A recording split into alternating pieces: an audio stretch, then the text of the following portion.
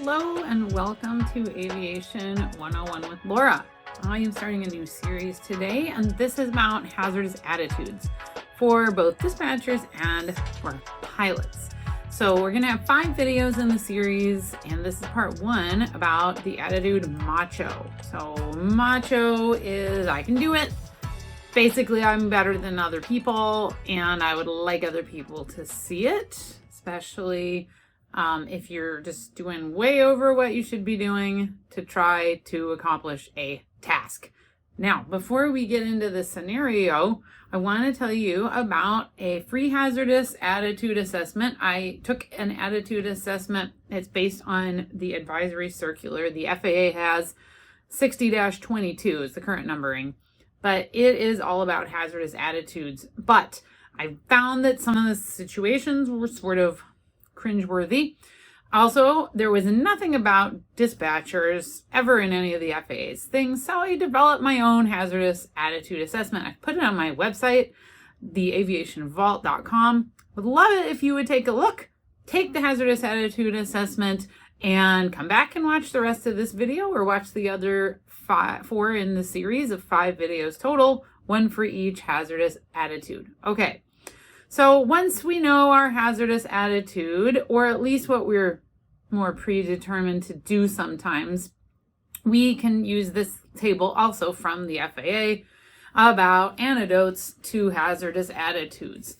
And so for Macho, if the bad part is I can do it, leave me alone, taking chances is foolish is the antidote.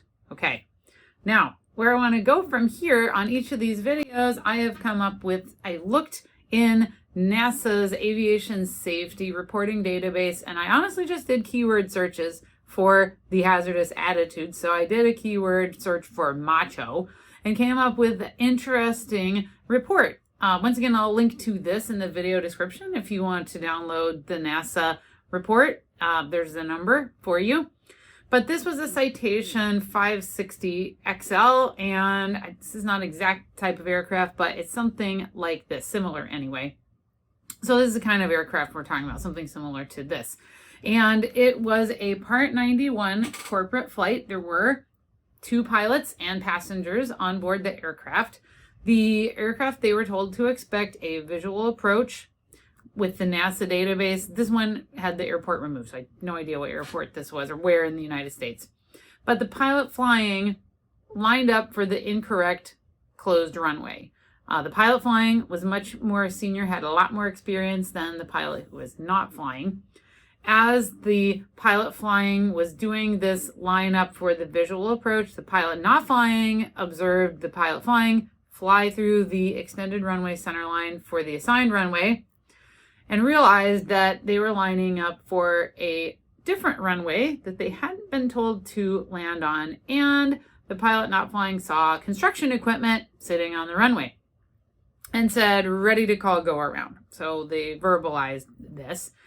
At about 500 to 600 feet above the ground, the pilot flying started maneuvering to the correct runway. So apparently the pilot flying acknowledged, oh, wrong runway. Okay. In this maneuvering, which began only about 500 feet above the ground, this is the pilot not flying who made the NASA safety report, the anonymous report. The pilot flying overshoots the runway center line and is basically doing a totally unstabilized approach. At 30 to 50 feet above the ground, the Citation is still over the grass. Aircraft is actually not over the runway, but they ended up actually landing on the runway. Here is just a quote from the reports, a few quotes that I thought were interesting from the pilot not flying. Again, the one with less experience said, it was a textbook display of Macho, I can do it attitude, as the pilot flying at least twice dismissed the suggestion of executing a go around because the approach was unstabilized. Pilot not flying said that the pilot not flying did her best or his best, I don't know, if it was male or female, to relay airspeed and altitude throughout the duration of maneuvering. Did not feel comfortable about this. And then they further, at least they debriefed the incident on the ground. The pilot flying said, okay, I was aware that I should have been on a missed approach. But yeah, I would have complied had you, pilot not flying, more aggressively stated that you did not feel comfortable with the approach. So, it's an interesting report of Macho. It sounds like it was a crazy approach for the passengers to see. Again, this is just a NASA report. It's totally anonymous, and I'm not going to try to Monday morning quarterback this thing at all, but the idea is to look at a situation that was reported. The pilot not flying is basically accusing the pilot flying of having this macho attitude. I can do it. I can do it. Leave me alone. I've done this before. You know, I can show you. I can do it. And again, maybe that pilot really thought he could do it. Clearly he did, because he continued to fly and they did land without further incident. But it was excessive bank. If you actually read the whole report, there's a lot going on to unpack in there that sounds extremely unstabilized from what the pilot not flying described. So if you want to know more about your hazardous attitudes, again, try it out. Check my free PDF assessment. You can download it on theaviationvault.com. It is for dispatchers, flight followers, and there's another one for pilots.